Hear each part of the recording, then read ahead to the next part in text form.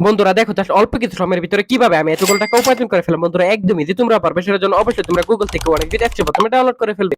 তারপর বন্ধুরা দেখো এখান থেকে তোমরা অ্যাপস ইনস্টল করো। ওপেন করার সাথে সাথে তোমরা এরকম একটা ইন্টারফেস দেখতে পারবে। এখান থেকে তুমি উপর ডান পাশে রেজিস্ট্রেশন এখানে ক্লিক করে ফেলবে। তারপর এখান থেকে অবশ্যই বাই ইমেল অপশনে ক্লিক করে ফেলবে। তারপর বন্ধুরা এখানে তুমি তোমার পার্সোনাল তথ্যগুলো এখানে নিশ্চিন্তে বসিয়ে দিবে।